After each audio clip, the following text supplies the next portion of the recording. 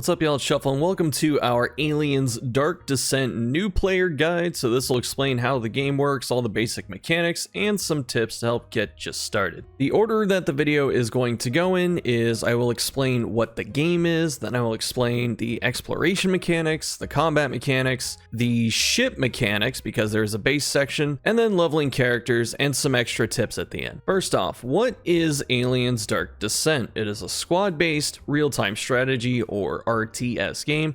The most similar comparison I can give it is XCOM 2. It has a lot of differences to XCOM, but it kind of feels like that type of game, except of course it's real time instead of turn-based. The missions are very long, they're not randomly generated, and they are persistent, meaning you can leave and return to the location at any time. The missions can be done in one day if you are good enough and careful, but on average they take 2 or 3. The reason time is a factor is because there comes a point where you are on the clock, so you have to be efficient as you're going. A day only passes when you leave the mission, so make sure that you're always exploring the entire map as best you can. There are lots of objectives, lots of things to collect, and you can get these little incremental advantages, so make sure you're always exploring.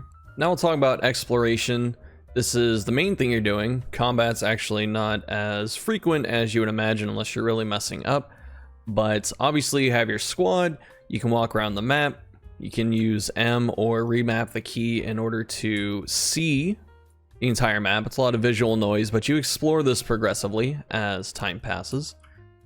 And one thing, or the first thing we should talk about with the exploration is walking versus running. So you can click, and this is walking, obviously. The benefits of walking is that your squad will automatically open fire on any threats while they walk, but if you double click, they will run. And if they're running, they're just running. They're not using their skills, they're not shooting, they're not doing anything like that. So this is really the last resort unless you really just need to get through stuff. So you want to make sure you're not running if there are enemies nearby and you're in combat. While you're on the mission as well, you can see all of your resources. So it says ammo clip, these should be magazines, but every time you have to reload a primary weapon, so these ones down here, not your secondary, which you can swap out. When you reload the primary weapon, it takes one of these magazines, and if you reload the sentry guns, if you are carrying any, then it will have to use a magazine as well. Your ammo will be used usually in bursts because people kind of start reloading at the same time, so you will go a while without having to reload, and then after a couple fights, when they start reloading, all of a sudden you might have none, so you have to be very careful about that. And then there are command points, which we'll talk about later, but this is a very important resource. And then we have tools. This is the important one here that I also want to talk about, and tools do a lot of things. Tools can fix your broken sentry guns, they can repair other things throughout the mission, because sometimes it'll be, to rescue this synth, you need a tool to repair it. You can access maps, you can hack terminals, so tools have a lot of benefits, and you should make sure that you have a steady supply of them. Otherwise, you're going to be very limited in what you can do. The other very nice thing about tools is that they can weld doors, and so when you come into any room that has a door that can open and close, you can choose to weld it shut. Welding it prevents enemies from naturally walking in there. They will not break down a door unless they think you're in there or they have nowhere else to go, because you can't just trap them forever. And the other really good thing to do with welding is you can create a shelter. And so when you look at the map, you'll see these green house icons. These are rooms that you can fortify to rest in, and resting comes with a lot of benefits, mainly lowering your stress that the team accumulates while on a mission. And so it's very easy. You weld it shut. If you have a techer, which is one of the classes, that'll weld it shut with the drone, but otherwise they do it by hand.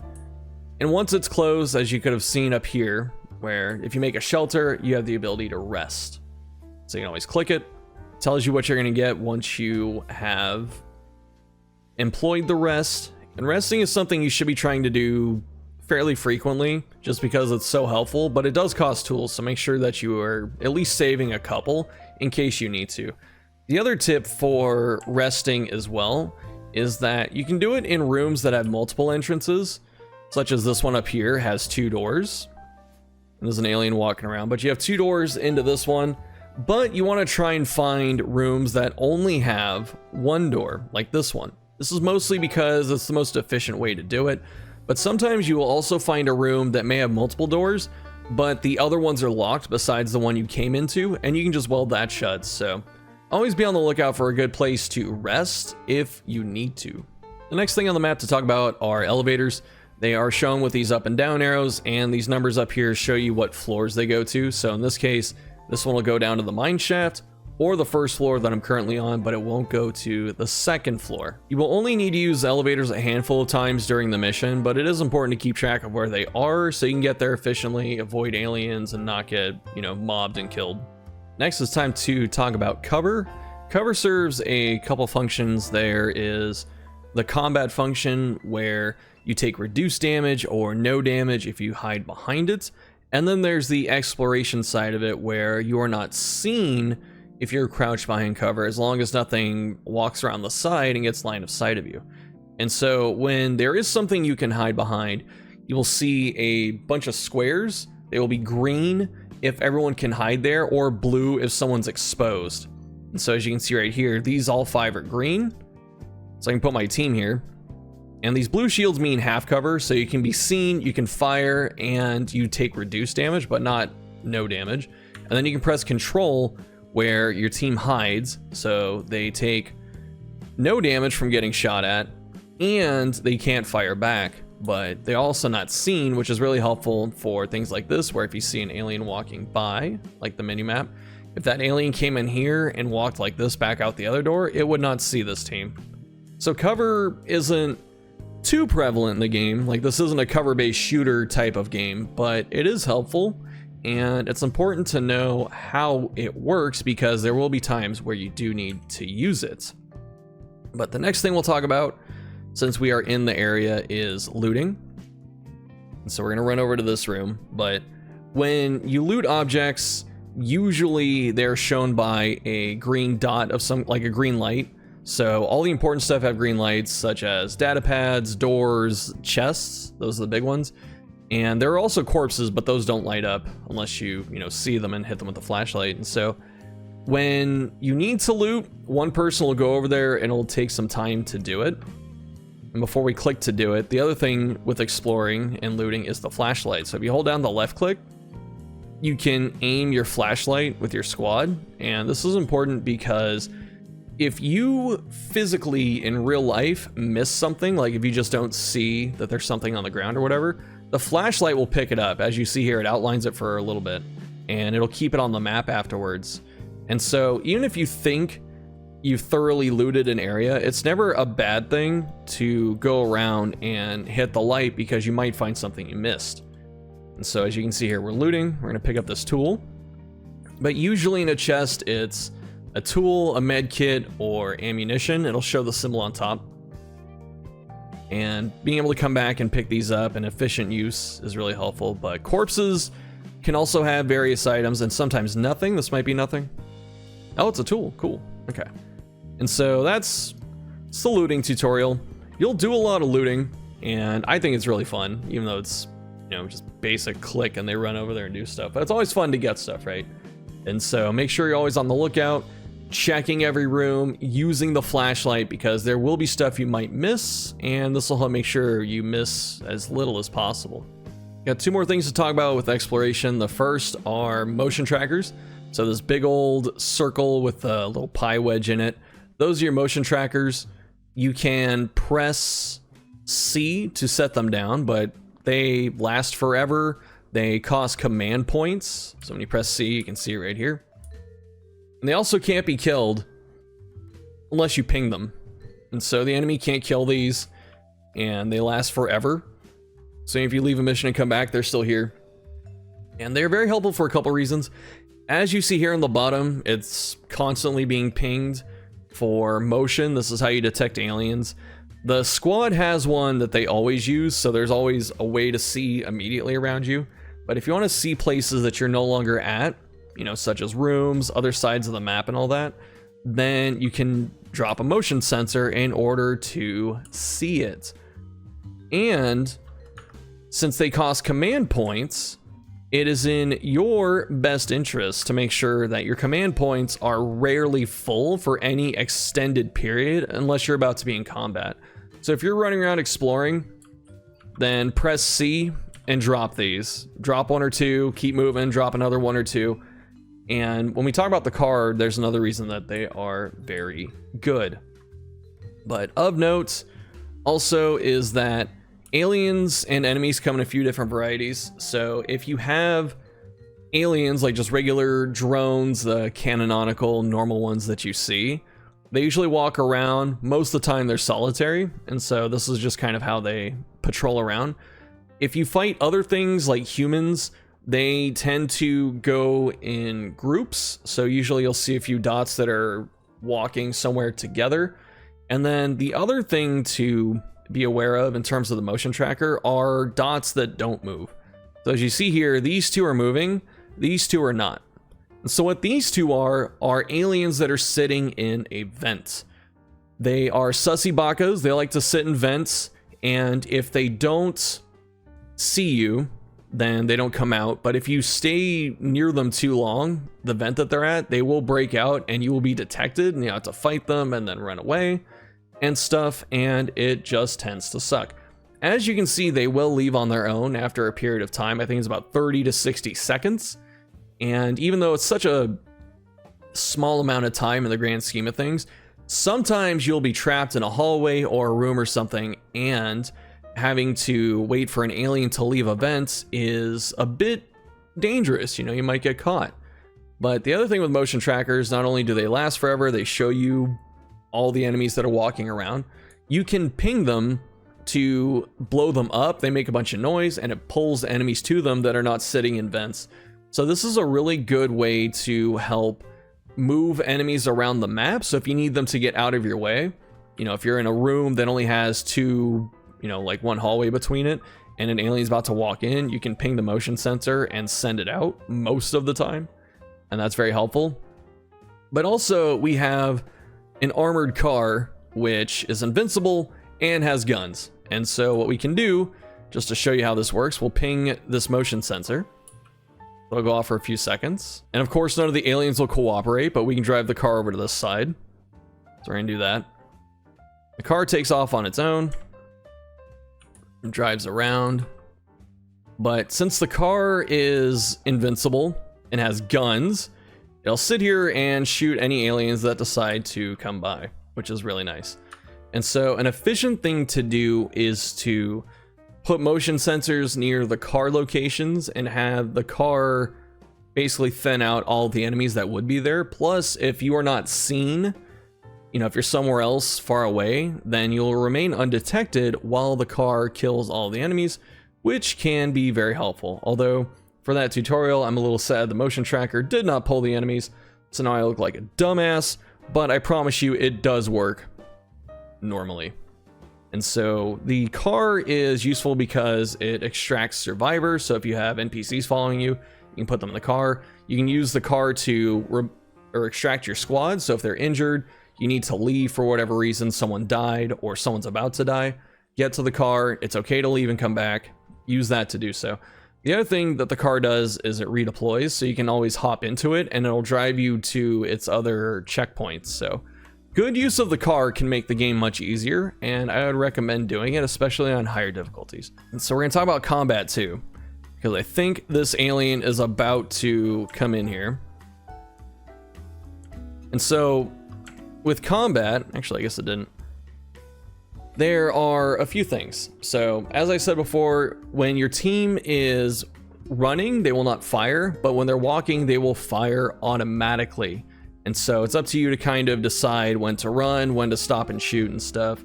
Make sure you have, you know, clear line of sights and all of that. But you can also let them shoot whoever they want, or you can click to focus fire. Both of these are very helpful. And we're gonna walk outside and engage in some combat. Nice little combat tutorial. Let's slow down here. Here's our drone. This is if you click and focus fire. So you could stay in slow motion, or if you have the pause option, you can leave it paused, but you know, this is what it looks like in real time. That was just one, but something to note is this up here. And actually I can slow down. So actually, you know, let me change it to pause. That'll be helpful. Okay, perfect. Now I can explain everything. And so when your team is discovered, it'll say hunted up here, and this is the time that they're going to be hunted for. But you can also skip this by resting if you're able to weld a door shut and go rest somewhere, which is helpful. And then there's the other thing here with the alien aggressiveness. The longer you're detected, the more this fills up. And it goes from easy to medium to, I think, hard. And then after that, it caps out. And so this will determine how strong the aliens are, how frequent they are, and stuff like that. So you want to keep this down as much as you can. And the aggressiveness meter does not reset until you leave. So if you leave and come back, it resets, but it will not do so mid-mission. And while you're being hunted by aliens, or if you're in combat, your units will accumulate stress. As you can see down here, it's this heart rate pulse thing, and it just builds up over time. And being able to manage that is really helpful. There are items you can use. You can use your med kits for anti-anxiety pills. And Sergeant also has a skill here, which will block stress gain for the next 30 seconds. And then there's the bravery stat. We'll talk about more of this later, but those are the helpful things to know. Your team, as you can see, has two types of health. The white ticks are armor. Armor cannot be replenished mid-mission. It always takes the damage first. And once it's gone until you leave and come back. But it does block a bit of damage. And then you have your HP, which are the green ticks, and this can be healed with med kits, thankfully. And if you reach 2 HP, or 1 if you have a perk, the character will receive an injury. And you might have to spend a med kit to help mitigate it, but you should always be aware just in case, because their combat effectiveness will be lowered and become a danger to the team. Over time, stress builds up, and it's like Darkest Dungeon if you ever played that. But as it's building, every time it hits 100, a new effect happens. So they take something like minus accuracy or increased stress gain and stuff. And when you have like one of these, it's not too bad. But when the team starts getting, you know, 1 each, 2 each, whatever, it can be very, very bad. So make sure that you are mitigating stress and avoiding it. And the other thing that happens too is your team will accumulate trauma. And trauma is something you have to cure in the psych ward by spending, you know, time, actual days inside of there. There are 2 more really important things to talk about regarding combat, and that is your command point menu. So you start with 3. I've had as many as 7, but you can, you know, build up a bunch of command points. They recharge over time. They are used not just for your motion sensor, but your squad's special abilities. And you can see here it's got the symbol showing you everything that gets used. And there are a lot of good things to use your command points on. So all of the special attacks, your abilities are really helpful to have. Starting out, the shotgun is really good. So you can see here, the shotgun's got an effective range. You know, it's got the red is the, you know, good effective range. The blue's as far as it goes. And shotgun's very good. Use it to kill stuff when it's running at you. You have grenade launcher, RPG, and we have dropship, stuff like that. You'll get later. The flare helps increase your team's accuracy, because your accuracy is abysmal, especially when you start out. And so you can drop a flare, and everything in the flare is more easily hit. And then there's suppressive fire, which will slow down enemies that are running at you. But using your command points is really critical in combat, because they will make or break fights, because the abilities are very powerful. It's a limited resource that recharges, and a lot of things are kind of built with you having them in mind. And then finally we have retribution, which is if your team kills enough aliens and they're in combat long enough or whatever, then you can heal HP. Your bravery is increased, which means your stress gain is lower because you have more bravery, and then your command points regenerate faster. And then the final thing with command points is tactical analysis. You can spend a tool to instantly get 2 command points back. This is a last resort thing. Tools are very precious. They are not the most common resource, and you need them for a lot of things. So only use this if you really, really have to. It takes 1 entire tool to give you 2 points, which if you do it, hopefully it wins the fight. But again, you really don't want to use this unless you have to. And when you are picking abilities, it's always important to remember what abilities your units have access to. So depending on the weapons they have, they get grenade launchers, or you can get shotguns, you can equip flamethrowers. Actually, no one on this team has a flamethrower, surprisingly. But yeah, so using these points, whoever has access to it is the one who will try and use it if it's the most applicable. As you see here, only 2 people on this team have a shotgun. So it's gonna jump between these 2 when I try and aim it. But if the other 3 had it, then it would do it. But as you see here, who has an RPG? Just 2 of these people, and then finally we have the grenade launcher on. Actually, 2 people grenade launcher. But yeah, so make sure that you are aware of how you spend your command points. Some of the attacks have a bit of a delay, so you want to make sure that you are hitting them at the right time. You got the pause. You can get this guy.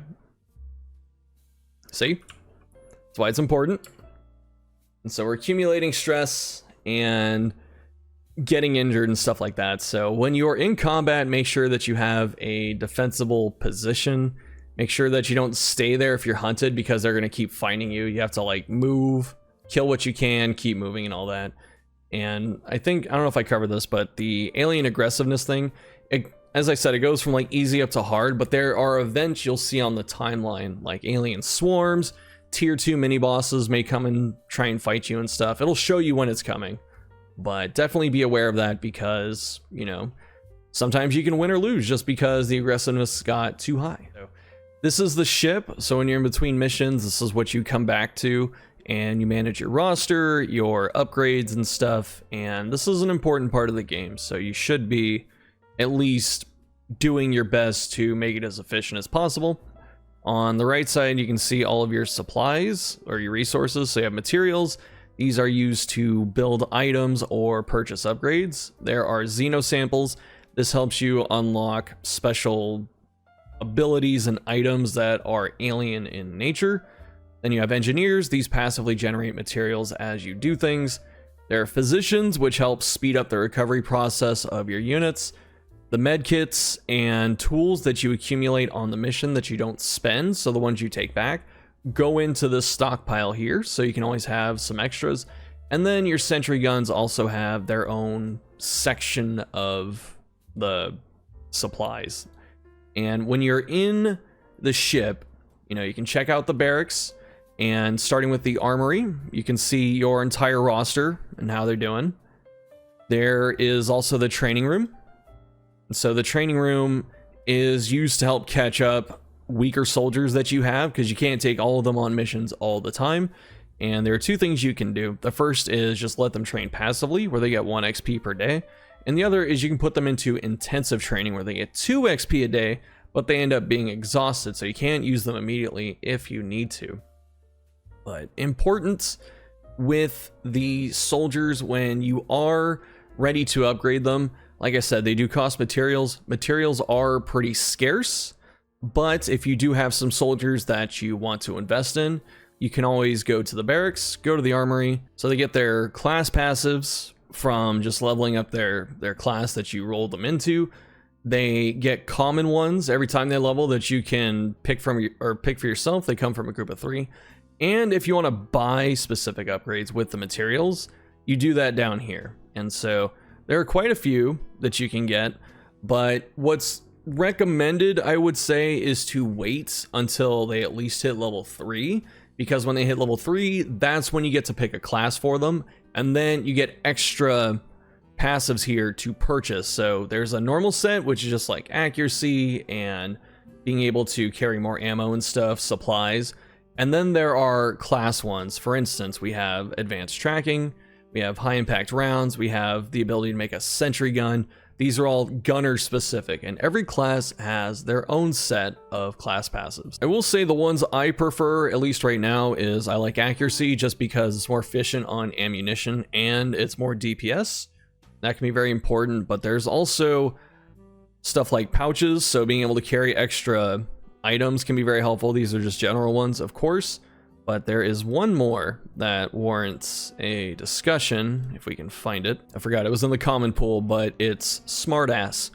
And so there is a class called Techer, which is used to hack, or you can get this, which is a common passive that anyone can pick up, and it specifically lets them hack doors. So if you don't want to roll a bunch of Techers, or if you just want to make sure that people can open things regardless of who's on the team, then you should be putting this on a few people, so at least you have 1 or 2 per squad, because being able to hack into rooms to find extra supplies or shortcuts and stuff is usually very helpful. As far as leveling goes, no one has a class until they reach level 3, and then the unit gets a choice between 2, so make sure you're always picking a well-balanced roster to meet all the needs and situations. But the classes that do exist, I got my list right here, but there's Sergeant, Recon, Medic, Techer, and Gunner. So when they're unclassed, they have this generic thing here. And then we have Gunner, the bullet, Recon, the scope, Techers, the USB looking thing, Medic is obviously the cross, and Sergeant is the symbol for Sergeant, or at least the rank, I imagine. And the ones I would say are probably the best are Recon and Sergeant. You know, if you want to really hyper optimize, and the reason is Recon gets the silenced sniper rifle, which can be incredibly helpful when you are exploring, because if you have enough distance between you and the target, you can pick it off before it gets to see you and avoid detection. And there are a few things like stasis sentries and stuff like that that you can also snipe as well. So this is a very powerful one to have. And then the other is Sergeant. And the reason I say Sergeant is because of what I said before, where you get Reprimand. This is the one that prevents all stress gained for several seconds, but also they increase command points, which is the most important resource you have while you're fighting. So all of the classes are pretty good. You know, they all do things that are helpful. Techer might be the weakest, but even then, I'm sure someone in the comments can be like, oh, Techer's the best, here's why. So, you know, experiment, see what you like. But I do think Recon and Sergeant are probably the best, and then maybe Gunner after that. So do with that information what you will, but that is the tutorial on classes and leveling soldiers. The next section to talk about is the workshop. This is where you purchase your permanent upgrades for your units. They require materials, so make sure you always have enough on hand to not only buy what you need, but also make items for deployment, like tools and stuff. So always keep materials on hand. But as you level up, you get access to more of these, especially if you start unlocking new classes like Gunner. And so you start off with the pulse rifle, and I'm not going to go through every single weapon and how it works and what it does, but you get 4 primaries, you get a few secondaries. I would advise against the revolver just because you get this super early, and then you get the submachine gun like right after. So the revolver might be okay, but it just never, like, your units level a bit too fast to make it feel worthwhile. And secondary weapons aren't super important outside of a few situations like carrying people, or if you're doing the sentry gun with the smart gun that Gunner has. Special weapons though, these are all pretty good. So shotgun, this is really strong for most of the game because a lot of the drones and swarms of dudes or whatever, this can put in some heavy damage, which is nice. The incinerator unit, this is a flamethrower, and you can just click to put it in one spot, or you can click and drag it and it burns that whole area. And the flamethrower is really good for a few reasons. One, it sets up damage over time on all of the enemies, so that can help you do damage while you're moving and not shooting at them, for instance. It's also a great way to deal with small things like facehuggers and eggs. And then the final thing that's really cool about it is that aliens will not run through fire if it's in front of them and they're not already in it, unless they have to. So if you need to block off a route while you're running, you know, say like you're here there's a bridge here, and then like it circles back this way. If you put the fire behind you, they will have to run all the way back there, usually, to try and head you off or catch up. So the flamethrower can do a really good job of controlling the direction of things, and that can be really helpful, even if it buys you a few seconds. That can make the difference. The mines are cool, but the trigger radius and stuff and the effectiveness seem to be a bit wonky, so I don't use these too much. But if you do use them and you like them, let me know. The RPG launcher, this is stronger than the grenade launcher, which is on the default pulse rifle. This has the grenade launcher, and the heavy pulse rifle does not, so you trade that eventually if you want to upgrade those guns. And the RPG does way more damage, but the blast radius is much smaller, so it's really good for hitting something big and important, whereas the grenade launcher is really good for clearing out a bunch of small stuff or, you know, medium difficulty enemies. And finally, we have the sniper rifle. This thing is really cool because just one taps most aliens from, or at least the weaker ones, from far away, and this can be very helpful because as they're detecting you, you'll see a big, you know, line for a sight. So it starts yellow and it fills up with red. When the red reaches you, then you're detected.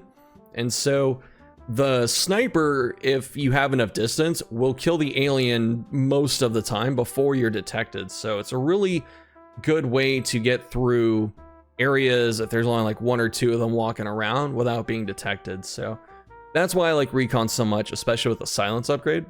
But yeah, the sniper is very good. We'll talk about the command deck last, but we'll go to the med quarter. And so as your characters are going on missions, they receive injuries or fatigue, and you can mitigate that in the med bay. You can assign multiple physicians to the same person, which is interesting. I don't know if that's a bug or not, but all you do is you just click and then you hold down the click, and it reduces the amount of time that they're in med bay. Something of note though is that if you already have to skip the day, the game will tell you if you can't deploy. Leave someone at 1 day. You don't have to put them all the way to 0 because you're already resting for a day anyway, so they'll recover naturally. The other thing is the psych ward. Thankfully, none of my guys need to be in here right now, but if people have trauma, they have to be in here for a few days, and the game will tell you for how long. Final thing before the command deck is the lab. The lab is when you find various alien technology while you're on missions, you can pick it up. It'll be this big yellowish vial looking symbol, usually on the boss, like a queen. And so you pick those up and then you take them back and you spend some of your Xeno samples up here, which you get from just killing aliens throughout the game. And you can unlock these upgrades, and you can purchase the use of the upgrade while you're on a mission. These upgrades can be very powerful. For instance, the anti-acid gel. When you kill aliens, they explode into acid, and that usually shreds a point of your armor or HP. And this can really help you survive for much longer because all of a sudden the acid doesn't hurt you. So this is a really good one to have, but mix and match them, see which ones you like, see which ones work for you, and you build your squad with them and equip these before you leave for a mission. Then finally, there's the command deck. This gives you the stats of your roster, how many available, how many wounded and all that, how far you are in the game. You can put people in med, or it shows you the unassigned physicians. If you have weapons to purchase, it'll do that. But also when you are deciding what to do, if you can go on a mission, it'll show you, you click deploy. Sometimes there are expeditions that you can do where it'll be skip deployment, pick up 50 materials, stuff like that. It's up to you to weigh those risk and rewards and benefits and cost analysis, all that stuff. I apologize for the jump cut, but I forgot to move my camera. And when you are ready to go and pass the day and whatnot, you click next day. But something very important to keep track of is the planet infestation level. Every single day that you spend on a mission or on the base passing time, the infestation of the planet will grow. The higher it grows, the more numerous and dangerous the aliens become. You can lower this a little bit through certain expeditions, but mostly you're against the clock, either through infestation or through orbital bombardments, which will happen at some point. So make sure that you are spending as much time in a mission as possible and only leaving when you really have to. Otherwise, you're going to run out of time. Alright, y'all, that's going to do it for the video. Thanks for watching. Let me know what you're thinking down below in the comments. If there's anything I missed, any tips you want to help give the new players to this very cool and awesome game. If you want to see more content on Aliens, let me know. I'm going to be uploading my edited playthrough over time. So I hope you enjoyed if you are into the game. And as always, thank you so much for watching, and I'll see you next time.